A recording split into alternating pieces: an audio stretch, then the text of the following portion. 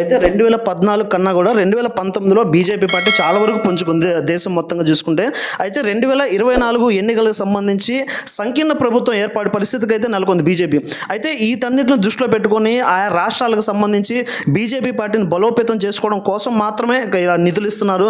దీనికి సంబంధించి బడ్జెట్ సమావేశాలు కూడా మిగతా రాష్ట్రాల్లో కూడా బీజేపీకి బలం పుంజుకోవడం మాత్రమే వస్తున్నాయి అన్నటువంటి ఆరోపణలు కూడా కాంగ్రెస్ నేతలు చేస్తున్నారు. అంటే వచ్చే ఎలక్షన్లు దృష్టిలో పెట్టుకొని చేస్తున్నారు, లేదంటే రాష్ట్ర ప్రయోజనాల కోసం చేస్తున్నారు?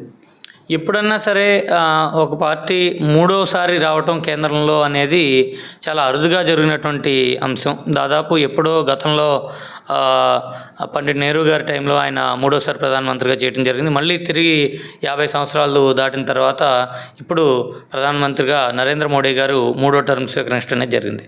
మనం ఎలక్షన్ కోసమే ఇది అని అనుకుంటే కనుక వారు చేయాల్సినటువంటి కేటాయింపులు మరొక విధంగా ఉన్నాయి. ఇది కేవలం ఏంటంటే ఒక బడ్జెట్ అనేది దేశం మొత్తానికి ఒక సమగ్ర అభివృద్ధికి సంబంధించిన ప్రణాళిక కాబట్టి తప్పకుండా ఒక్కొక్క సంవత్సరంలో బడ్జెట్లో ఒక రాష్ట్రానికి ఎక్కువ కేటాయింపులు అవ్వచ్చు, ఒక రాష్ట్రానికి తక్కువ అవ్వచ్చు. కానీ ఓవరాల్గా కూడా ఏంటంటే ఇది ఒక బ్యాలెన్స్.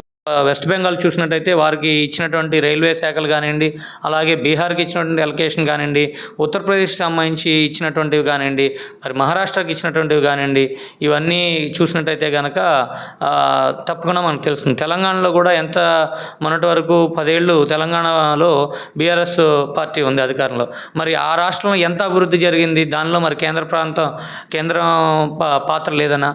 కాదు కదా. కేంద్ర సహకరించబట్టే తెలంగాణలో కూడా అంత అభివృద్ధి జరిగింది.